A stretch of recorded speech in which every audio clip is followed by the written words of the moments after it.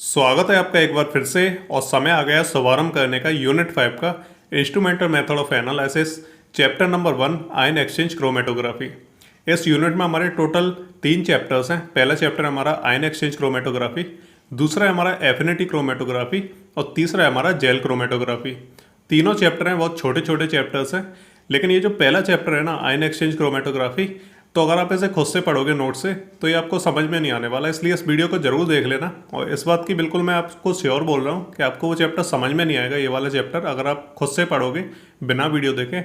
इसलिए इस वीडियो को स्किप करने से पहले थोड़ा सोच लेना, क्योंकि फिर आपके समझ में नहीं आने वाला है। क्योंकि यहाँ जो पूरी की पूरी जो लैंग्वेज है थोड़ी सी कॉम्प्लिकेटेड हो सकती है आपके लिए, तो ज़्यादातर स्टूडेंट के समझ में नहीं आएगी। इसलिए इस वीडियो को ध्यान से देखना, क्योंकि एक बार जब मन में कॉन्सेप्ट क्लियर हो जाएगा तब आप जब नोट्स को पढ़ोगे तो ज़्यादा आसान तरीके से आपकी चीज़ें समझ में आएंगी। तो इसी के साथ इस चैप्टर को हम स्टार्ट करते हैं। इसका इंट्रोडक्शन क्या है, क्या इसके एप्लीकेशंस होते हैं, क्या इसका इंस्ट्रूमेंटेशन होता है। हालांकि सिलेबस में इंस्ट्रूमेंटेशन दिया नहीं है, लेकिन फिर भी मैं आपको एक डायग्राम बना के दिखा दूंगा, तो इससे क्या आपको मदद मिल जाएगी कि किस तरह का ये सिस्टम होता है पूरा। इसके अलावा इसकी और भी चीज़ें देखेंगे, इसमें क्या क्या चीज़ें यूज की जाती हैं, क्या प्रॉपर्टीज़ रहती हैं इसकी, तो सारी की सारी चीज़ें वो हम डिस्कस करेंगे। तो स्टार्ट करते हैं इसके इंट्रोडक्शन से। तो ये थ्योरेटिकल पार्ट है, इसको हम बाद में पढ़ेंगे, बाद में समझेंगे। इसे हम पहले डायग्राम की हेल्प से समझ लेते हैं कि एक्चुअल में सिस्टम क्या है, क्या होता है आयन एक्सचेंज क्रोमेटोग्राफी। चलिए, तो यहाँ पे हम डायग्राम को समझने की कोशिश करते हैं, और इससे आपका पूरा का पूरा जो कॉन्सेप्ट है वो आपका क्लियर हो जाएगा कि क्या रहता है आयन एक्सचेंज। सिंपल सा, आप इतना तो आपको पता ही होगा कि आयंस क्या होते हैं। आयंस दो तरह के होते हैं, एक कैटायन होते हैं, एक एनायन होते हैं। कोई भी एक कंपाउंड रहता है, कोई भी प्रोटीन रहती है, न्यूक्लियोटाइड रहता है, अमीनो एसिड रहता है, तो उसके पास पर्टिकुलर कोई चार्ज होता है, या तो प्लस होता है या माइनस होता है। तो इसी चीज़ को हम कैटायन और एनायन बोलते हैं। जो कैटायन होते हैं वो पॉजिटिवली चार्ज होते हैं, जो एनायन होते हैं वो नेगेटिवली चार्ज होते हैं। ये चीज़ आपको ध्यान रखनी है, यही हमारे आयंस होते हैं। कोई भी हमारा जो सैंपल होगा उसमें जिस चीज़ का हमें सेपरेशन करना है, मान लीजिए कि सैंपल में हमारे कोई प्रोटीन है। अब प्रोटीन किस तरह का है, वो पॉजिटिवली चार्ज है या नेगेटिवली चार्ज है, यानी सैंपल का जो नेचर है वो कैसा है, वो पॉजिटिव है या नेगेटिव है। तो उसके नेचर के हिसाब से हम क्या करेंगे कि जो स्टेशनरी फेज होगा हमारा, जिसमें सेपरेशन होगा, तो उसे हम चूज करेंगे। ठीक है, तो ये चीज़ इसके ऊपर डिपेंड करती है कि जो नेचर होगा सैंपल का, तो उसी के हिसाब से हम क्या करेंगे, स्टेशनरी फेज को लेंगे। ठीक है, तो मान लीजिए कि हमारा जो सैंपल है वो क्या है, पॉजिटिवली चार्ज है, तो जो हमारा स्टेशनरी फेज होगा तो वहाँ पे हम क्या करेंगे कि जो नेगेटिवली चार्ज जो आयंस रहते हैं उनका हम यूज करेंगे। इस चीज़ को हम समझेंगे, इसलिए आप थोड़ा सा ध्यान से देखते रहना चीज़ों को। हालांकि इतना टफ नहीं है, लेकिन लैंग्वेज थोड़ी सी टफ रहती है, इस वजह से आपके समझ में नहीं आएगी। इसलिए मैं चाहता हूँ कि आप वीडियो को देखना, इससे आपका जो कॉन्सेप्ट है वो क्लियर हो जाएगा। यहाँ पे हम कुछ चीज़ें यूज करते हैं, जैसे हम इंस्ट्रूमेंटेशन की बात कर लें। सिलेबस में तो नहीं है, लेकिन समझाने के लिए मैंने यहाँ पे जो है डायग्राम बना दिया है। नोट्स में भी मैं आपको दे दूंगा, तो आप जो है देख लेना। यहाँ पे क्या है, दो चीज़ें रहती हैं। सबसे पहले इंस्ट्रूमेंटेशन की बात कर लेते हैं कि ये जो सेपरेशन की जो टेक्निक रहती है उसमें क्या क्या चीज़ें यूज की जाती हैं। सबसे पहले हमारा एक मोबाइल फेज रहता है। ठीक है, इसमें जो मोबाइल फेज रहता है तो हम क्या करते हैं कि सैंपल को जो है उसी में हम उसे घोल देते हैं, यानी हम एक सॉल्यूशन बना लेते हैं। तो सैंपल को क्या करते हैं, हम इसी में घोल लेते हैं, यानी जो मोबाइल फेज रहता है उसी में हम क्या करेंगे, घोल लेंगे अपने सैंपल को। तो एक तरह का हमारा बफर सॉल्यूशन बन जाता है। इसके बाद यहाँ पे क्या एक पंप रहती है। ठीक है, तो पंप यहाँ पे रहती है जो क्या करती है, इसे यहाँ से खींच के इसके अंदर पहुँचाती है, और ये हमारा कॉलम रहता है। कॉलम के अंदर हम क्या करते हैं कि यहाँ पे हम जो है स्टेशनरी फेज को लेते हैं। स्टेशनरी फेज में हम सॉलिड एडजॉर्बेंट मटेरियल का यूज करते हैं। जो स्टेशनरी फेज रहता है इसके अंदर हम क्या करते हैं कि जो एडजॉर्बेंट रहता है उसे हम सॉलिड यूज करते हैं। ठीक है, और यहाँ पे जो प्रिंसिपल है वो एडजॉर्प्शन का काम करेगा, ये चीज़ भी आपको ध्यान रखनी है। जो सॉलिड जो एडजॉर्बेंट मटेरियल रहता है इसमें हम रेजिन का यूज करते हैं। रेजिन एक तरह के सिंथेटिक मटेरियल रहते हैं, लेकिन उसमें क्या है, जो आयंस रहते हैं वो भरपूर मात्रा में होते हैं। ठीक है, तो या तो रेजिन्स में क्या है पॉजिटिवली बहुत चार्ज जो आयंस रहते हैं, या फिर जो रेजिन्स में क्या है नेगेटिवली चार्ज आयंस रहते हैं। तो दोनों एक साथ नहीं होते हैं। जो भी रेजिन्स हम ले रहे हैं तो या तो वो पॉजिटिवली चार्ज होगी, यानी उसमें बहुत ज़्यादा पॉजिटिव आयंस होंगे, या फिर क्या उसमें बहुत ज़्यादा नेगेटिव आयंस होंगे। तो इस तरह की रेजिन हम जो यूज करते हैं। जो रेजिन रहती है वो दो तरह की रहती है। तो जो कैटायन रहती है उसे हम कैटायन एक्सचेंजर बोलते हैं। एक्सचेंजर का कुछ भी मतलब नहीं है यहाँ पे। एक्सचेंजर का मतलब आप बस इतना समझ लो कि जो स्टेशनरी फेज है उसमें हम जो एडजॉर्मेंट यूज कर रहे हैं तो उसको हम एक्सचेंजर बोल रहे हैं। ठीक है, एक्सचेंजर क्यों बोल रहे हैं इसका अभी जो मतलब है वो आपके खुद ही समझ में आ जाएगा।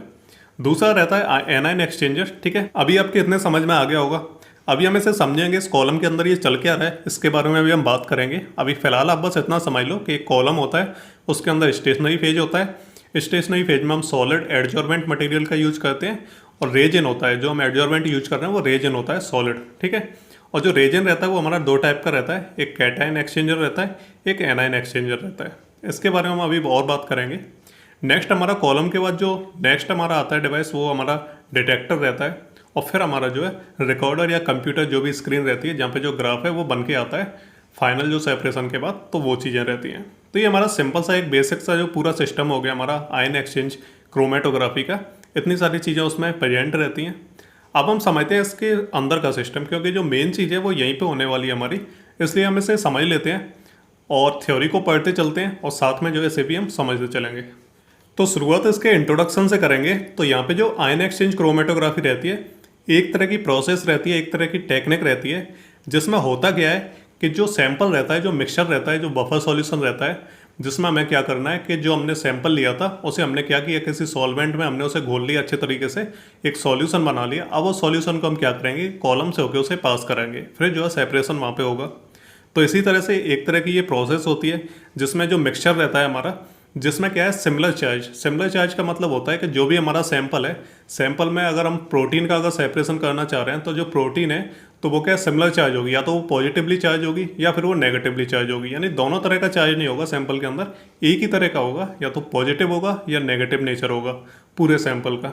तो उसमें क्या है सिमिलर चार्ज आयंस होते हैं, और जो सिमिलर चार्ज जो आयंस रहते हैं उनको क्या है हम सेपरेट करते हैं, ठीक है। और सेपरेट कैसे करते हैं, एक हमारी रेजिन होती है, यानी जो हम एडजॉर्मेंट ले रहे हैं कॉलम के अंदर स्टेशनरी फेज में, ठीक, तो उसका यूज करके हम क्या करते हैं कि जो सेपरेशन रहता है हमारा, जो सिमिलर चार्ज जो आयंस रहते हैं सैंपल के अंदर, तो हम क्या करते हैं उनका सेपरेशन करते हैं with the help of resin, ठीक है।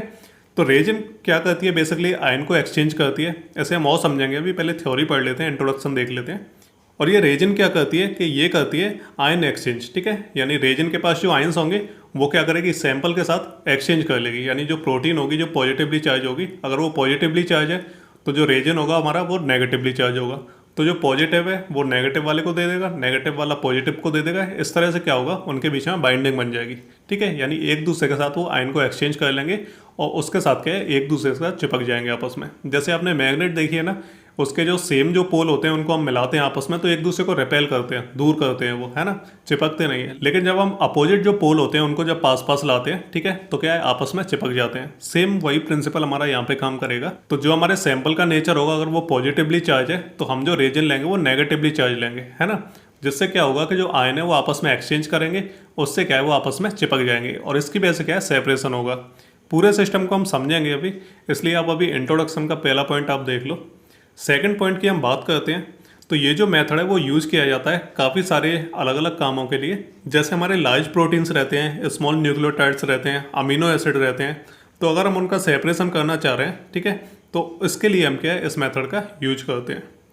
नेक्स्ट हम बात करते हैं ion exchanges based on adsorption. तो यहाँ पे क्या है एडजॉर्प्शन का जो प्रिंसिपल है वो काम कर रहा है इस मेथड के अंदर। नेक्स्ट हम बात करते हैं it is basically a reversible chemical process, और ये जो प्रोसेस है ये रिवर्सिबल रहती है, इसको हम रिवर्स कर सकते हैं दोबारा से। तो ये कुछ पॉइंट है इंट्रोडक्शन के जो आपको ध्यान रखने हैं। अब जो इंपॉर्टेंट चीज़ आती है वो समझने वाली है। अब हम यहाँ पे हम क्लासिफिकेशन देखेंगे। आप इसे एक तरह से प्रिंसिपल भी बोल सकते हैं, लेकिन यहाँ पे जो है क्लासिफिकेशन के नाम से दिया सिलेबस में, हम क्लासीफाई करेंगे इसे। तो यहाँ पे जो क्लासिफिकेशन रहता है आयन एक्सचेंज क्रोमेटोग्राफी का, ये दो टाइप का रहता है। एक रहता है हमारा कैटायन एक्सचेंज क्रोमेटोग्राफी, एक रहता है हमारा एनायन एक्सचेंज क्रोमेटोग्राफी। तो दो टाइप का रहता है, दो टाइप का क्लासिफिकेशन रहता है। एक तरह से इन दोनों को आप प्रिंसिपल भी बोल सकते हो कि अलग अलग दो तरह के प्रिंसिपल हैं यहाँ पे जो काम करेंगे सेपरेशन में। तो एक एक करके दोनों को समझते हैं। चलिए सबसे पहले हम समझते हैं कैटायन एक्सचेंज क्रोमेटोग्राफी को। कैटायन का मतलब होता है कि पॉजिटिवली चार्ज, ठीक है। अब यहाँ पे आपको समझने वाली एक चीज़ ये है कि जो हम रेजन लेते हैं, जो हम एडजॉर्मेंट का यूज कर रहे हैं, तो उसे हम चूज कैसे करते हैं, ठीक है, कि हमें नेगेटिवली चार्ज लेना है या पॉजिटिवली चार्ज जो रेजन है हमें किस तरह की लेनी है। तो इस चीज़ का हमें पता कैसे चलता है, इस चीज़ का पता हमें ऐसे चलता है कि पहले जिस सैंपल का हमें सेपरेशन करना है, जिसका एनालिसिस करना है हमें, तो सैंपल का नेचर क्या है। पहले हम ये देखेंगे कि वो जो सैंपल है, जो भी उसके अंदर प्रेजेंट है, जो भी उसके कंपोनेंट है, तो वो पॉजिटिवली चार्ज है या नेगेटिवली चार्ज है, ठीक है। तो मान लीजिए कि जो सैंपल है हमारा वो पॉजिटिवली चार्ज है, तो यहाँ पे जो रेजिन यूज की जाएगी वो हमारी नेगेटिवली चार्ज यूज की जाएगी। तो कहने का मतलब ये है कि यहाँ पे हम जो रेजिन यूज करेंगे वो हमारी एनायन होगी, ठीक है। लेकिन हम क्या कर रहे हैं कि जो सैंपल है हमारा वो कैटायन है, ठीक है। तो ये क्या करेगी, ये जो रेजन है वो कैटाइन के साथ एक्सचेंज करेगी, यानी कैटाइन के जो आयंस हैं उनके साथ वो एक्सचेंज करेगी। इसलिए हम ये जो क्रोमेटोग्राफी है इसको हम क्या बोल रहे हैं, कैटाइन एक्सचेंज क्रोमेटोग्राफी बोल रहे हैं, क्योंकि सैंपल हमारा कैटाइन है, ठीक है, और जो रेजन हमारी वो एनाइन है, तो दोनों के आपस में एक्सचेंज करेंगे। यानी जो सैंपल है हमारा वो कैटाइन है, तो वो क्या है, कैटाइन एनाइन के साथ जो है एक्सचेंज करेगा अपने आयंस का, इसलिए हम इसे बोल रहे हैं कैटाइन एक्सचेंज क्रोमेटोग्राफी, है ना। और जो हमारे ये जो हमारी रेजन है ना, इसको हम क्या बोलेंगे, इसे हम बोलेंगे कैटाइन एक्सचेंज। ये जो कैटाइन एक्सचेंज क्रोमेटोग्राफी रहती है, तो इसमें जो सॉलिड सपोर्ट रहता है, यानी जो हम एडजॉर्मेंट यूज कर रहे हैं, है ना, कॉलम के अंदर, तो उसे हम प्रिपेयर करेंगे और उसके हम छोटे छोटे बीड्स बनाएंगे। बीड्स मतलब इस तरह के कुछ मॉलिक्यूल्स रहते हैं, उसी को हम बीड्स बोलते हैं। और ये जो बीड्स होती हैं इनकी अलग अलग क्वालिटी रहती है, जैसे उनकी फ्लो रेट, उनकी स्टेबिलिटी, उनकी बाइंडिंग कैपेसिटी क्या है। तो इसके हिसाब से हम क्या करते हैं कि जो बीड्स हैं उनकी हम जो प्रिपरेशन करते हैं, यानी जो रेजेंस हैं हम उनकी प्रिपरेशन करते हैं। इसमें ये जो सैंपल हम यूज कर रहे हैं, तो इस सैंपल को हम क्या करते हैं कि जो हमारा मोबाइल फेज रहता है उसके साथ हम उसे घोल के एक सॉल्यूशन बना लेते हैं। यानी जो सैंपल है उसे हम अलग से नहीं डालते, इसमें हम क्या करते हैं, जो मोबाइल फेज है उसके साथ ही हम उसे घोल के एक सॉल्यूशन बना लेते हैं, एक बफर सॉल्यूशन बना लेते हैं। ये जो बफर सॉल्यूशन होगा इसका जो पीएच होगा वो हमारा 4 से लेकर 7 के बीच में होगा, ठीक है। तो ये चीज़ भी आपको जो ध्यान रखनी है कि इंपॉर्टेंट पॉइंट है कि जो हमारा कैटाइन एक्सचेंज क्रोमेटोग्राफी रहता है, तो इसमें जो बफर का जो पीएच रहता है वो 4 से 7 के बीच में रहता है। और यहाँ पे आपको एक चीज़ और इम्पोर्टेंट याद रखनी है, इसमें काफ़ी सारी चीज़ें हैं जो आपको याद रखने वाली हैं यहाँ पे, कि जो हमारे बीड्स होंगे ना, जो हमारा रेजन होगा, तो उसके साथ हम एक फंक्शनल ग्रुप भी जोड़ते हैं। तो यहाँ पे इसे हम थोड़ा सा बड़ा करके देख लेते हैं, ऐसी फिगर को हम थोड़ा सा इस तरीके से हम इसे थोड़ा सा एनहेंस कर देते हैं कि हमारी एक बीड है, यानी हमारी रेजन है, जिसके ऊपर क्या है, नेगेटिव चार्ज है, और जो सैंपल है हमारा वो ऊपर से जो है पॉजिटिवली चार्ज आ रहा है, ठीक है, इस तरीके से।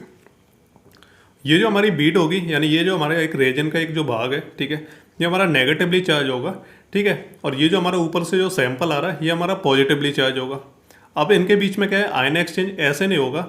आयन एक्सचेंज कैसे होगा ये आपको यहाँ पे देखना है कि ये जो हमारी बीड है ना, जो रेजन है ना हमारी, तो ये क्या है, नेगेटिवली चार्ज तो है, लेकिन इसके साथ जो आयन एक्सचेंज होगा, यानी ये अपने आयन इसे देगा, ये अपने आयन इसको देगा, तो ये डायरेक्टली नहीं देंगे। इसके साथ क्या होता है कि जो हमारा रेजन होता है इसके साथ एक फंक्शनल ग्रुप जो है यहाँ पे जुड़ा होता है, जो क्या है, पॉजिटिवली चार्ज होता है। यानी ये जो हमारी रेजेंस के जो बीड्स हैं इनके साथ एक फंक्शनल ग्रुप जुड़ा होगा जो हमारा पॉजिटिवली चार्ज होगा, जिसके ऊपर क्या है, पॉजिटिव चार्ज होगा, वो इस तरह से इसके साथ जुड़ा होगा। फिर हमारा जो सैंपल का जो आयन है जो पॉजिटिवली चार्ज है वो यहाँ पे आएगा इनके कांटेक्ट में, ठीक है, जिसके ऊपर पॉजिटिवली चार्ज होगा, और ये क्या करेगा, इसके साथ बाइंड करने की कोशिश करेगा। जो हमारा जो नेगेटिवली चार्ज जो बीड है, हमारा जो रेजन है, इसके साथ ये अट्रैक्ट करने की कोशिश करेगा, इसके साथ चिपकने की कोशिश करेगा, लेकिन ये चिपक नहीं पाएगा। फिर ये क्या करेगा कि जो इसके साथ जो फंक्शनल ग्रुप है ये इसके साथ अपने आयन्स को एक्सचेंज करेगा, ये अपने आयन इसको दे देगा, ये अपने आयन इसको दे देगा, ठीक है। इस तरीके से दोनों के बीच में आयन एक्सचेंज होगा, और ये जो मॉलिक्यूल है, जो सैंपल का मॉलिक्यूल है, ये इस फंक्शनल ग्रुप को रिप्लेस कर देगा, और रिप्लेस करके ये इसकी जगह पे आ जाएगा और ये यहाँ से हट जाएगा, ठीक है। और इस तरह से ये जो हमारा सैंपल का जो मॉलिक्यूल है वो इसके साथ जो अटैच हो जाएगा यहाँ पे। तो कुछ इस तरीके से हमारा जो सिस्टम है वो काम करेगा। कहने का मतलब सिंपल सा ये है कि हम जो सॉलिड सपोर्ट यूज कर रहे हैं, जो हम एडजॉर्मेंट यूज कर रहे हैं, तो वो हमारा नेगेटिवली चार्ज होगा, लेकिन क्या है, उसके साथ हम एक फंक्शनल ग्रुप जो है जोड़ेंगे इसके साथ, वो हमारा पॉजिटिवली चार्ज होगा। और जैसे जो सैंपल है हमारा नीचे आएगा जो पॉजिटिवली चार्ज होगा, तो वो अपने आयन एक्सचेंज किसके साथ करेगा, वो पहले फंक्शनल ग्रुप के साथ अपने आयन्स को एक्सचेंज करेगा और उसको रिप्लेस कर देगा, उसकी जगह पे खुद आ जाएगा और किसके साथ बाइंड हो जाएगा, जो हमारा रेजन है उसके साथ वो बाइंड हो जाएगा, उसके साथ वो चिपक जाएगा। इस तरीके से हमारा ये सिस्टम है, ये काम करेगा। यहाँ पे ये हम बात कर रहे हैं कैटाइन एक्सचेंज क्रोमेटोग्राफी की, यानी जो हमारा सैंपल है वो कैटाइन है, यानी वो क्या है, पॉजिटिवली चार्ज है, ठीक है। तो इस तरीके से तो हमारा कैटाइन एक्सचेंज क्रोमेटोग्राफी काम करेगा हमारा। नेक्स्ट हम बात करेंगे एनाइन एक्सचेंज क्रोमेटोग्राफी की। तो सेम मेथड है हमारा, सारी चीज़ें जस्ट अपोजिट हो जाएंगी इसके। तो इसमें भी हम क्या है कि जो हमारा रेजन है उसको भी हम इसमें लेंगे, लेकिन यहाँ पे जो हमारा रेजन है वो हमारा पॉजिटिवली चार्ज होगा, यानी हमारा कैटाइन होगा, और जो हमारा सैंपल है वो क्या हमारा नेगेटिवली चार्ज होगा, ठीक है। तो यहाँ पे हम क्या करेंगे कि जो हमारा रेजन है इसके साथ जो फंक्शनल ग्रुप जो जुड़ा होगा हमारा वो नेगेटिवली चार्ज होगा, ठीक है। तो जैसे ही ये जो सैंपल का जो मॉलिक्यूल है वो जैसे ही यहाँ पे आएगा, तो ये अपने जो नेगेटिव आयन है इसे क्या करेगा, फंक्शनल ग्रुप के साथ इनको एक्सचेंज करेगा और इसको रिप्लेस करके इसकी जगह पे खुद आके इससे चिपक जाएगा।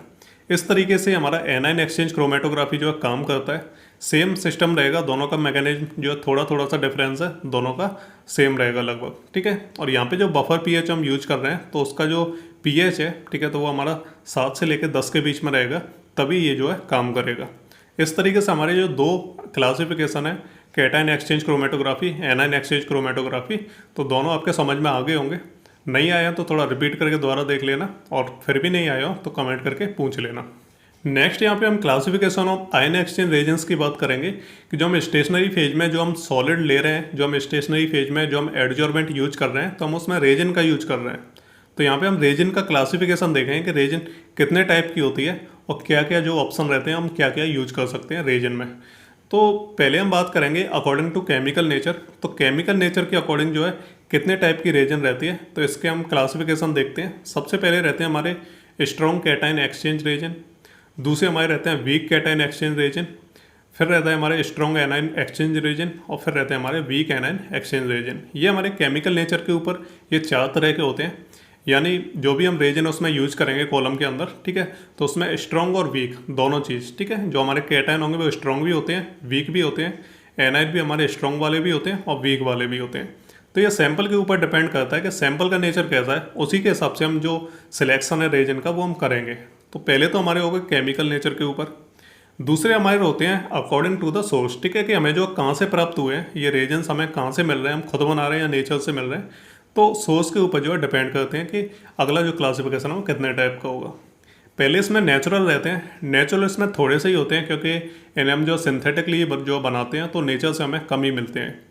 तो नेचर की हम बात करें तो जो कैटायन होते हैं हमारे वो जियोलाइट और क्ले, ये हमारे 2 तरह के जो रेजेंस हैं वो हमें नेचर से मिलते हैं, ठीक है, जो कैटायन रेजेंस हैं। और भी होते हैं, ठीक है, लेकिन फिलहाल आप 2 को याद रख लो। इसके अलावा एनायन की हम बात करें तो डोलोमाइट, ठीक है। तो ये हमारे नेचुरल जो है रेजेंस हो गए। नेक्स्ट हम बात करते हैं सिंथेटिक की, कि ये जो हम खुद से कितने तरह के जो बना सकते हैं। तो सबसे पहले यहाँ पे मैंने पूरी एक टेबल बना दिया, तो ये आपको याद कर लेनी है। तो क्लास ऑफ रेजन, उसका नेचर, उसकी पीएच की रेंज और उसके एप्लीकेशन, ठीक है। सबसे पहले हम बात करेंगे कैटायन की, और वो भी स्ट्रॉन्ग वाले, ठीक है। तो अगर सैंपल का जो नेचर है वो अगर स्ट्रॉन्ग एनायन है तो वहाँ पे हम क्या करेंगे, जो रेजन है वो हम कैटायन यूज करेंगे, वो भी स्ट्रॉन्ग वाले, ठीक है। इसका जो नेचर रहता है वो हमारा रहता है सल्फोनेटेड पॉलीस्टायरीन। पीएच की जो रेंज रहती है वो 1 से 14 के बीच में रहती है, ठीक है। तो काफ़ी ज़्यादा स्ट्रॉन्ग रहता है ये। इसके अलावा हम एप्लीकेशंस की बात करें तो कैटायंस के फ्रैक्शनेशन में इसका यूज किया जाता है, इनऑर्गेनिक सेपरेशंस में इसका यूज किया जाता है, पेप्टाइड्स, अमीनो एसिड और जो विटामिन्स रहती हैं तो उनके सेपरेशन में भी इसका इस्तेमाल किया जाता है।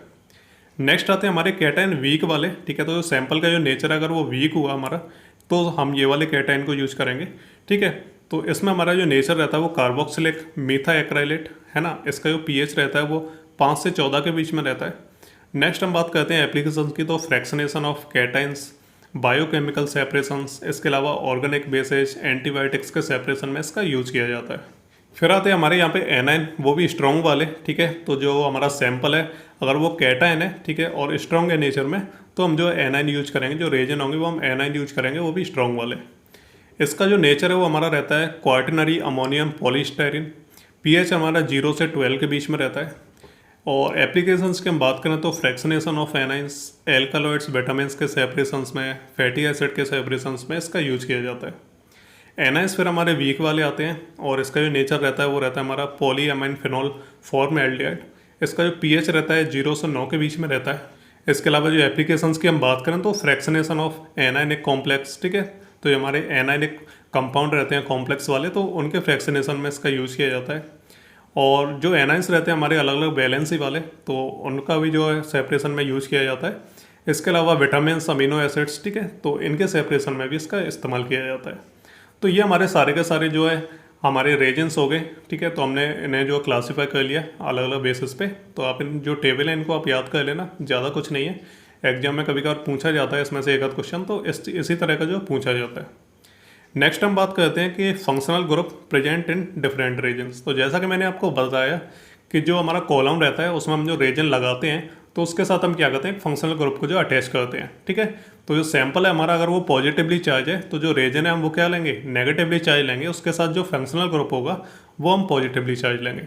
अगर हमारे जो सैंपल का नेचर है वो अगर नेगेटिव है तो जो हम रीजन लेंगे वो हम पॉजिटिवली चार्ज लेंगे, लेकिन जो फंक्शनल ग्रुप होगा वो हमारा नेगेटिवली चार्ज होगा, ठीक है। तो इस तरीके से हम चीज़ों का सिलेक्शन करते हैं। सेपरेशन होता कैसे है उसे हम बाद में समझेंगे, ठीक है। पहले अभी आपको बेसिक चीज़ें समझ लेनी है। फंक्शनल ग्रुप जो होते हैं वो अलग अलग टाइप के जो होते हैं, यानी अलग अलग टाइप की जो रीजन्स रहती है उसके हिसाब से जो है फंक्शनल ग्रुप का हम यूज करते हैं। स्ट्रॉन्ग कैटायन एक्सचेंज रेजन की हम बात करें, ठीक है, तो जो हमारे रेजन रहती हैं जो स्ट्रॉन्ग कैटायनिक रहती हैं, तो उसमें जो फंक्शनल ग्रुप यूज होता है वो हमारा SO3H रहता है। वीक कैटायन एक्सचेंज रेजन के साथ हम कौन कौन से फंक्शनल ग्रुप यूज करते हैं? COOH, OH, SH, PO3H2, ठीक है, तो ये हमारे सारे फंक्शनल ग्रुप यूज किए जाते हैं। स्ट्रॉन्ग एनायन एक्सचेंज रेजन में हम N+R3 और NR2, ठीक है, इनका यूज करते हैं। वीक एनायन एक्सचेंज रेजन में हम NHR और NH2 का यूज करते हैं। तो ये हमारे सारे फंक्शनल ग्रुप हैं जो हम अलग अलग टाइप की रेजन्स के साथ यूज करते हैं। चलिए नेक्स्ट हम बात करते हैं properties of all ion exchangers. तो आयन एक्सचेंजर्स कुछ नहीं होता है, जो स्टेशनरी फेज में जो हम रेजन यूज कर रहे हैं उसी को हम जो है आयन एक्सचेंजर बोलते हैं। एक्सचेंजर इसलिए बोलते हैं क्योंकि वो सैंपल के साथ क्या है अपने जो आयन्स हैं उनको एक्सचेंज करता है। बस इतना आपको याद रखना है। प्रॉपर्टीज अगर हम बात करें इनकी, तो ये क्या है, सभी के सभी जितने भी हमारे रेजेंट्स रहते हैं तो ये वाटर में क्या है इंसॉल्युबल रहते हैं, बेंजीन में भी क्या है इंसॉल्युबल रहते हैं, CCl4 में भी ये इंसॉल्युबल रहते हैं, ईथर में भी ये इंसॉल्युबल रहते हैं, ठीक है। तो मतलब इनकी जो प्रॉपर्टी होती है वो इंसॉल्युबल वाली होती है, किसी भी चीज़ में जो है सॉल्युबल नहीं होते हैं। नेक्स्ट हम बात करें तो ये नेचर में काफ़ी ज़्यादा कॉम्प्लेक्स रहते हैं, ठीक है, और ये क्या है पॉलीमेरिक भी होते हैं, ठीक है। नेक्स्ट हम बात करें कंटेन एक्टिव और काउंटर आयंस, ठीक है, तो इनके अंदर जो आयंस रहते हैं, जो रेजेंस के अंदर जो आयंस रहते हैं, तो बेसिकली रेजेंस होते हैं इनमें काफ़ी ज़्यादा आयंस रहते हैं। तो किसी तरह की रेजन में क्या है पॉजिटिवली आयंस रहते हैं, यानी पॉजिटिव आयंस रहते हैं बहुत सारे, किसी में नेगेटिव आयंस रहते हैं। तो बस ये इनका काम रहता है, इन्हें क्या है सिंथेटिकली जो है ज़्यादातर बनाया जाता है और इनमें जो है पॉजिटिवली और नेगेटिवली चार्ज जो है आयंस रहते हैं। इसके अलावा ये क्या करते हैं, ये रिवर्सिबली जो एक्सचेंज करते हैं, यानी सैंपल होगा उसके आयंस खुद ले लेंगे और अपने आयंस उसे दे देंगे, यानी एक रिवर्सिबल तरीके से ये बार बार क्या है आयंस को जो है एक्सचेंज करते हैं, ठीक है। तो इस तरीके से आपको चीज़ें ध्यान रखनी है, ये इनकी प्रॉपर्टीज होती हैं, ठीक है। तो सिंपल सी प्रॉपर्टीज है इनकी, बस इतनी आप याद कर लेना, क्योंकि एग्जाम में ऐसा नहीं है कि आपसे केवल प्रॉपर्टीज ही पूछ ली जाए, मिक्स करके जो है चीज़ें पूछी जाती हैं। तो आपको हर चीज़ के बारे में ज़्यादा लिखने की ज़रूरत नहीं है, थोड़े थोड़े पॉइंट्स आप बना के लिख दो और वो सफिशियंट होते हैं। ये हमारा इंस्ट्रूमेंटेशन है जो हमने पहले ही देख लिया था, ठीक है। ये हमारा मोबाइल फेज रहता है, इसमें हमारा क्या है जो सैंपल रहता है वो मिक्स रहता है। ये पंप रहती है जो इसे खींचती है और कॉलम के अंदर इसे इंट्रोड्यूस कराती है। कॉलम के अंदर हमारी रेजेंस होते हैं, ठीक है। तो रेजेंस क्या है दोनों तरह के होते हैं, जैसा हमारा सैंपल है उसके हिसाब से हम रेजन लेंगे, पॉजिटिवली चार्ज या फिर नेगेटिवली चार्ज। इनके साथ क्या एक जो फंक्शनल ग्रुप है वो हमारा जुड़ा रहता है, ठीक है, कि जो सैंपल जब आता है तो वो फंक्शनल ग्रुप के साथ अपने आयंस को एक्सचेंज करता है और फिर जो है इनको रिप्लेस करके खुद वहाँ पे अटैच हो जाता है, ठीक है। नेक्स्ट हमारा इसमें डिटेक्टर रहता है और डिटेक्टर के साथ हमारा रिकॉर्डर या कंप्यूटर स्क्रीन होती है। तो ये सारे हमारे इंस्ट्रूमेंटेशन हो गए। नेक्स्ट यहाँ पे हमारी प्रैक्टिकल रिक्वायरमेंट्स आती हैं, तो मैं चाहता हूँ कि आप इन्हें खुद पढ़ लेना, क्योंकि हमारे सिलेबस में नहीं है, क्योंकि मैंने आपको इंस्ट्रूमेंटेशन का एक डायग्राम बताया है। तो मैं चाहता हूँ कि आप इन चीज़ों को भी जो है पढ़ लेना, क्योंकि ये सिंपल सी चीज़ें यहाँ पे, जैसे हमने कॉलम का यूज़ किया है तो वो ग्लास का, स्टेनलेस स्टील और जो पॉलीमर्स का हो सकता है, ठीक है। और पैकिंग कैसे करनी है कॉलम की, तो एक तो वेट पैकिंग मेथड रहता है, हम एक स्लरी का जो है यूज करते हैं, ठीक है, यानी हम क्या एक मिक्सर टाइप का सॉल्यूशन टाइप का बना लेते हैं गाढ़ा सा, ठीक है। तो स्लरी को हम जो है यूज करते हैं अगर हमें पैकिंग करनी है कॉलम की, ठीक है। इसी तरह से एप्लीकेशन ऑफ द सैंपल के, सैंपल का एप्लीकेशन कैसे करना है, ठीक है, किस तरीके से कॉलम के अंदर पास कराना है, तो उसके अलग अलग टाइप रहते हैं। सिरिंज से भी किया जाता है, पिपेट से भी किया जाता है, ठीक है। इसके अलावा क्या है पंप से भी उसे जो इंजेक्ट किया जाता है। तो सिंपल अलग अलग टाइप के जो है एप्लीकेशन रहते हैं कि सैंपल को किस तरीके से अप्लाई करना है। नेक्स्ट हमारा मोबाइल फेज में हम क्या यूज करते हैं, तो एसिड का, अल्कलीज का, बफर्स का हम यूज करते हैं, जिसमें हम क्या करते हैं सैंपल को घोल के फिर एक सॉल्यूशन बना लेते हैं और फिर हम जो उसे कॉलम से पास कराते हैं। फिर हमारा स्टेशनरी फेज रहता है, ठीक है। तो स्टेशनरी फेज में तो आपको पता ही है कि हम जो है रेजेंस का यूज करते हैं, ठीक है। तो रेजन हमारे कैटायनिक भी होते हैं, एनायनिक भी होते हैं, ठीक है। तो जैसा सैंपल का नेचर होगा वैसा ही हम रेजन यूज करेंगे। फिर हमारा इल्यूशन आता है, ठीक है, कि इल्यूशन किस तरीके से होगा, किस तरह से जो सेपरेशन है वो किस तरीके से होगा, और फिर हमारे जो कंपोनेंट्स हैं या फिर जो भी जिस चीज़ का हम एनालिसिस कर रहे हैं तो वो किस तरीके से इल्यूट होगा, यानी किस तरीके से वो बाहर निकलेगा सेपरेट होके, तो उस चीज़ के बारे में, ठीक है। और इसमें जो इल्यूट रहता है उसको क्या अलग अलग स्टेजेस में जो कलेक्ट किया जाता है, क्योंकि जो आयंस होते हैं हमारे जब वो चिपक जाते हैं उसके साथ तो वो धीरे धीरे करके क्या सेपरेट होते हैं, ठीक है। तो उसमें अलग अलग स्टेजेस होती हैं, इसके हिसाब से सेपरेशन होता है। फिर हम जो एनालिसिस करते हैं इल्यूट का, कि जो हमारा सेपरेशन होने के बाद जो हमारा इल्यूट निकला है बाहर, ठीक है, तो उसका हम जो है एनालिसिस करते हैं। इसके लिए हम अलग अलग चीज़ों का यूज करते हैं, जैसे स्पेक्ट्रोफोटोमेट्रिक, ठीक है, जो हमारा फ्लेम फोटोमेट्री रहता है, पोलरोग्राफिक रहता है, ठीक है। तो इनकी हेल्प से हम क्या करते हैं कि जो इल्यूट रहता है उसका हम एनालिसिस करते हैं। तो ये ज़रूरी चीज़ नहीं थी क्योंकि हमारे सिलेबस में नहीं है, लेकिन मैंने आपको इंस्ट्रूमेंटेशन बताया तो एक पेज पे मैंने उसकी थोड़ी डिटेल लिख दी है कि किस तरीके से जो प्रैक्टिकल है वो किया जाता है। ठीक है, तो ये रहता है सिंपल सा बेसिक सा, तो इसको आप पढ़ लेना, रीड कर लेना। नेक्स्ट हम मैकेनिज्म की बात कर लेते हैं कि जो आयन एक्सचेंज जो प्रोसेस रहती है तो उसका जो मैकेनिज्म होता है वो किस तरह का रहता है, किस तरीके से वो काम करता है। यहाँ पे हम बात करते हैं आयन एक्सचेंज क्रोमेटोग्राफी। तो इसका यूज हम सेपरेशन के लिए करते हैं। ठीक है, जो हमारे आयनाइजेबल कंपाउंड्स रहते हैं जिनके पास अलग अलग चार्जेस रहते हैं, जैसे कोई प्रोटीन्स होते हैं, पेप्टाइड्स होते हैं, अमीनो एसिड रहते हैं, हमें उनका अगर सेपरेशन करना है तो उनके ऊपर क्या है, कुछ आयंस रहते हैं, यानी वो क्या है, उनके ऊपर कोई चार्ज रहता है। जैसे हम अमीनो एसिड का अगर हम सेपरेशन करना चाहते हैं तो जो अमीनो एसिड्स होंगे तो हम ये देखेंगे कि उनके ऊपर किस तरह का चार्ज है, वो पॉजिटिवली चार्ज है या नेगेटिवली चार्ज है। ठीक है, तो उनके ऊपर क्या डिफरेंट डिफरेंट चार्जेस होते हैं। ठीक है, तो उनका हमें सेपरेशन करना रहता है। इसमें जो मोबाइल फेज जो स्टेशनरी फेज रहता है तो सेम हमारी वही प्रोसेस रहती है जो हमारी बेसिक जो कॉलम बेस्ड जो लिक्विड क्रोमेटोग्राफी रहती है तो उनकी जो प्रोसेस रहती है सेम यही प्रोसेस हमारी इस वाले मेथड में भी यूज होती है। बस हमारा जो प्रिंसिपल है वो थोड़ा सा चेंज हो जाता है, इसमें बस आयन का एक्सचेंज होता है। बाकी कॉलम और जो हमारा लिक्विड फेज रहता है, स्टेशनरी फेज रहता है, तो बाकी जो मेथड रहता है वो सेम रहता है। हमें स्टेशनरी फेज से जो मोबाइल फेज को पास कराना रहता है, इसी तरीके से सेपरेशन होता है इसमें।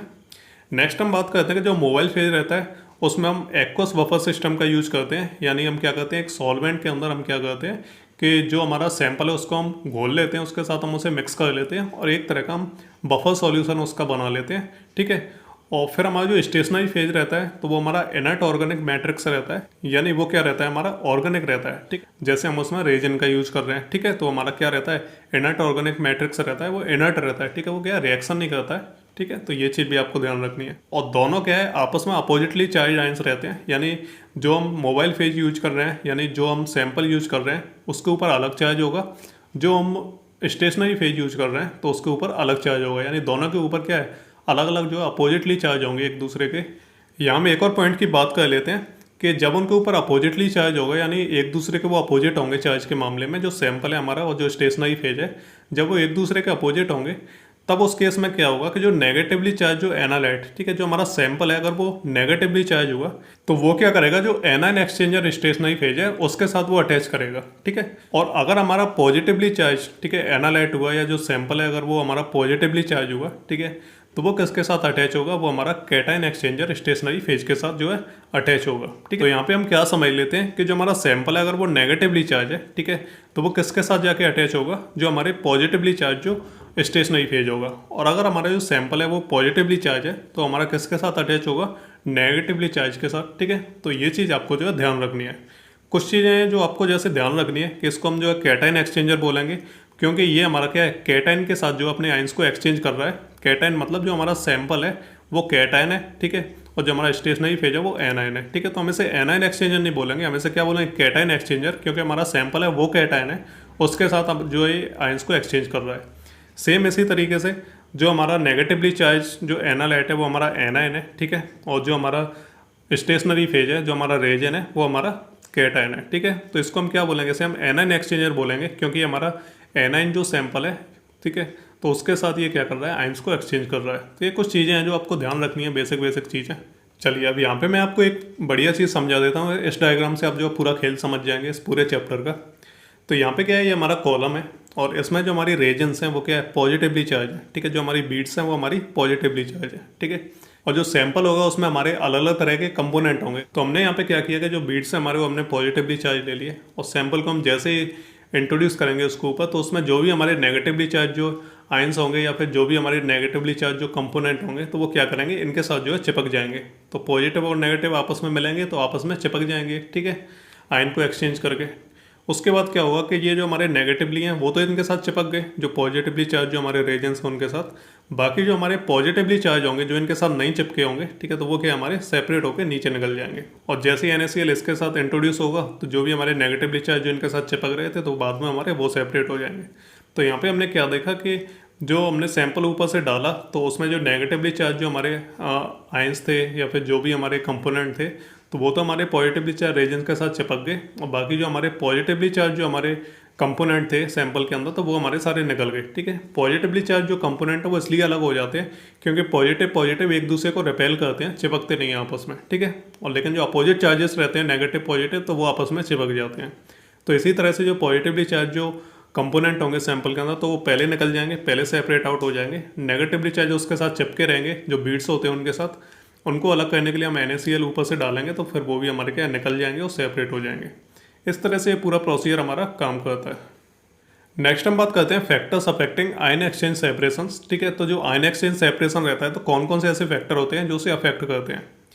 पहला रहता है हमारा nature and properties of ion exchange reagents. ठीक है, तो जो हमारी रेजेंट्स हैं तो उनका नेचर कैसा है और उनकी प्रॉपर्टीज क्या है, तो ये चीज़ भी क्या है अफेक्ट करती हैं। जैसे हम बात करें कि cross linking and swelling is important. ठीक है, तो जो रेजेंट्स रहती हैं तो उनके बीच में क्रॉस लिंकिंग कैसी है, क्योंकि रेजेंट्स क्या है बहुत ज़्यादा मतलब कॉम्प्लेक्स स्ट्रक्चर रहते हैं। ठीक है, तो उनके बीच में क्रॉस लिंकिंग कैसी है और उनका जो स्वेलिंग है वो कैसा है। ठीक है, तो इस चीज़ के ऊपर भी डिपेंड करता है। अगर क्रॉस लिंकिंग ज़्यादा हुई तो इसकी वजह से क्या है वो ज़्यादा रिजिड होंगी, लेकिन उनकी जो स्वेलिंग होगी वो काफ़ी कम होगी। अगर वो स्वेल कम होंगी तो इसकी वजह से क्या होगा कि जो सेपरेशन ऑफ आयंस है, ठीक है, जो डिफरेंट साइजेस के जो रहते हैं जो आयंस रहते हैं, ठीक है, तो उनका जो सेपरेशन है वो काफ़ी ज़्यादा डिफिकल्ट होगा। तो ये चीज़ क्या है, ये जो फैक्टर है हमारा नेचर और प्रॉपर्टीज रेजेंस का, तो ये चीज़ भी क्या अफेक्ट करता है। नेक्स्ट रहता है हमारा नेचर ऑफ एक्सचेंजिंग आयंस। ठीक है, तो हमारे जो एक्सचेंजिंग आयंस हैं तो उनका नेचर कैसा है। ठीक है, तो पहले तो वैलेंसी ऑफ आयंस को देखा जाता है। ठीक है, कि उनकी वैलेंसी कैसी है। इसके अलावा साइज ऑफ आयंस, ठीक है, कि आयंस का साइज कैसा है। इसके अलावा उनकी पोलराइजेबिलिटी, ठीक है, कि वो पोलर हैं या नहीं है। ठीक है, इसके अलावा कंसंट्रेशन ऑफ सॉल्यूशन, इसके अलावा concentration and charge of the ions. ठीक है, तो ये सारे के सारे जो फैक्टर हैं उनको देखा जाता है और ये सारे के सारे जो फैक्टर हैं वो अफेक्ट भी करते हैं हमारे सेपरेशन को। इसके अलावा नेक्स्ट हम बात करें कि पीएच ऑफ मोबाइल फेज। ठीक है, तो मोबाइल फेज का पीएच कैसा है। जैसा कि मैंने आपको बताया कि कैटायन एक्सचेंज क्रोमेटोग्राफी में जो बफर लिया जाता है तो हमारा 4 से 7 के बीच में रहता है। तो इस तरीके से पीएच को भी जो देखा जाता है मोबाइल फेज के। इसके अलावा आयनिक स्ट्रेंथ को देखा जाता है। मोबाइल फेज जो हम मॉडिफायर्स यूज कर रहे हैं मोबाइल फेज में तो उनको भी जो है देखा जाता है। इसके अलावा जो टेम्परेचर होता है तो वो भी क्या अफेक्ट कर सकता है सेपरेशन को। तो ये सारे के सारे जो फैक्टर हैं ये अफेक्ट करते हैं हमारे सेपरेशन को। तो ये सारी की सारी चीज़ें जो है परफेक्ट होना जरूरी है। तो बस इतना आप जो है देख लो, क्योंकि एग्जाम में अगर पूछा जाता है तो आप इतना लिख दोगे तो सफिशियंट है। नेक्स्ट हम बात करते हैं methodology of ion exchange chromatography. तो इसकी मेथोडोलॉजी को भी हम देख लेते हैं। बेसिकली इसमें दो तरह की टेक्निक्स का यूज किया जाता है। एक रहता है हमारा बैच मेथड, एक हमारा कॉलम मेथड रहता है। ठीक है, तो कॉलम वाला तो अभी हम इतनी देर से देखते ही आ रहे हैं। बैच मेथड के बारे में हम बात कर लेते हैं। तो इसमें क्या है सिंगल स्टेप इक्विलिब्रियम प्रोसेस रहती है। इसमें एक ही स्टेप का यूज किया जाता है। सबसे पहले जो रेजन रहती है और जो सॉल्यूशन रहते हैं इनको क्या है आपस में मिक्स कर लिया जाता है। ठीक है, तो इसमें क्या है कॉलम वगैरह का यूज नहीं किया जाता है। एक बेसल लिया जाता है, एक बर्तन लिया जाता है, उसमें हम क्या करते हैं कि रेजन को डाल देते हैं, यानी स्टेशनरी फेज को उसी में डाल देते हैं और फिर हम मोबाइल फेज के साथ जो हमारा सैंपल रहता है उसको मिक्स करके दोनों को एक साथ मिला देते हैं आपस में।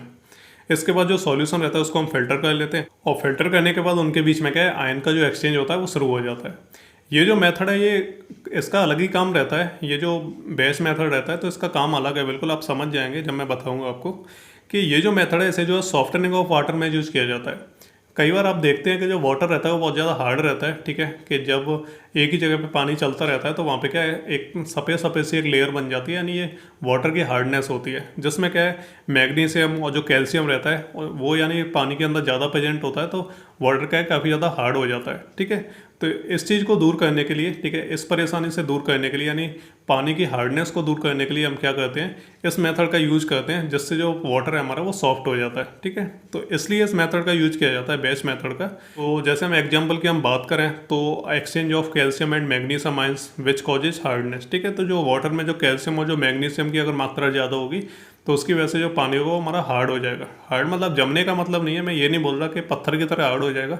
हार्ड होने का मतलब है कि उसमें क्या है मैग्नीशियम और कैल्शियम ज़्यादा होने की वजह से क्या है हार्डनेस बढ़ जाती है वाटर की। ठीक है, तो जैसे पानी क्या किसी जगह पे ज़्यादा टाइम तक चलता रहता है तो वहाँ सफ़ेद सफ़ेद लेयर बन जाती है। जैसे आपके घर में अगर स्टील के नल वगैरह लगे हों और आपके यहाँ का पानी अच्छा ना हो, खारा हो, थोड़ा सा नमकीन पानी हो, ठीक है, तो आप देखते हैं कि उस पर सफ़ेद सफ़ेद जो है जम जाती है, लेयर सी बन जाती है नलों के ऊपर। तो उसी को हम जो है वाटर की हार्डनेस बोलते हैं। तो इस चीज़ को दूर करने के लिए इस बेस मेथड का यूज़ किया जाता है। इसमें भी आयंस का एक्सचेंज होता है। ये यहाँ पे सिंपल सी एक बेसिक सी रिएक्शन है, इसको आप देख लेना, जरूरी नहीं है इतनी ज़्यादा। नेक्स्ट हमारा रहता है कॉलम मेथड। तो कॉलम मेथड तो मैं आपको इतनी देर से बताता रहा हूँ कि किस तरीके से जो है सेपरेशन किया जाता है। तो it involves the separation of components of a mixture by selecting different coefficient of the region. ठीक है, तो इसमें हम क्या करते हैं कि सेपरेशन करते हैं डिफरेंट टाइप के जो कंपोनेंट्स रहते हैं तो उनके मिक्सर होता है उनका, तो उनको हम सेपरेट करने के लिए इस मेथड का यूज करते हैं और इसमें क्या हम रेजेंस का यूज करते हैं जिनके ऊपर अलग अलग तरह का चार्ज रहता है। तो सैंपल जैसा सैंपल होगा उसके हिसाब से हम रेजेंट का यूज करते हैं और सेपरेशन करते हैं। The difference in selectivity coefficient lead to different migration rate on ion exchange column. ठीक है, तो जैसी भी क्या है, जैसी भी सिलेक्टिविटी होती है और जो भी जैसे वही हम रेजन को सिलेक्ट करते हैं, जो भी हमारा सैंपल रहता है, तो उनकी जो सिलेक्टिविटी रहती है, उनका जो सिलेक्टिविटी कोफिशिएंट रहता है, तो वो डिफरेंट डिफरेंट रहता है। इसकी वजह से जो सेपरेशन की जो माइग्रेशन रेट रहती है तो वो भी हमारी अलग अलग रहती है। इसके अलावा हम बात करें, this involves front end analysis, evolution analysis, displacement development. तो ये अलग अलग तरह के एनालिसिस रहते हैं, तो इसमें इस मेथड का यूज़ किया जाता है। सिंपल सा डायग्राम है, आप चाहो तो बना देना, नहीं तो ज़रूरी नहीं है। सबसे लास्ट हम बात करते हैं एप्लीकेशंस की। तो सॉफ्टनिंग, वाटर को सॉफ्टर करने के लिए या फिर उसे डिटर्मिनेशन के लिए इसे यूज किया जाता है इस मेथड को। इसके अलावा for extraction of enzymes from tissues, तो टिश्यूज से एंजाइम को जो एक्सट्रैक्ट करने के लिए इस मेथड का यूज किया जाता है। इसके अलावा purification of solutions free from ionic impurities, तो कुछ सॉल्यूशंस रहते हैं उसमें आयनिक इम्प्योरिटीज होती हैं, तो उसके प्यूरिफिकेशन के लिए इस मेथड को यूज किया जाता है। इसके अलावा इनऑर्गेनिक आयंस के सेपरेशन के लिए इसे यूज किया जाता है। इसके अलावा शुगर, अमीनो एसिड, प्रोटीन्स रहते हैं, तो उनके सेपरेशन में भी इसका इस्तेमाल किया जाता है। इसके अलावा HPLC में जो आयन एक्सचेंज क्रोमेटोग्राफी रहती है, तो उसमें भी इसका यूज किया जाता है। तो ये हमारे कुछ एप्लीकेशंस हो गए, इतने आपको याद रखने हैं, ज़्यादा लिखने की ज़रूरत नहीं है। यहाँ पे आके हमारा जो चैप्टर है वो ख़त्म हो गया। यूनिट 5 का पहला चैप्टर हमारा फिनिश हो गया है। पूरी कोशिश की मैंने आपको समझाने की। अगर फिर भी आपके कुछ समझ में नहीं आए तो आप कमेंट करके पूछ लेना कि कौन सा वर्ड है, कौन सी ऐसी लाइन है जो आपके समझ में नहीं आई है, तो मैं उसे जो है दोबारा से एक्सप्लेन कर दूंगा। ठीक है, अलग से किसी तरीके से मैं एक्सप्लेन कर दूंगा तो आपके आसान तरीके से समझ में आ जाएगी। तो ये था हमारा आज का चैप्टर। आई होप आपको सब कुछ ठीक रहा होगा, सब कुछ समझ में आ गया होगा। तो मिलते हैं अगले वीडियो में नए चैप्टर के साथ। तब तक के लिए goodbye and take care.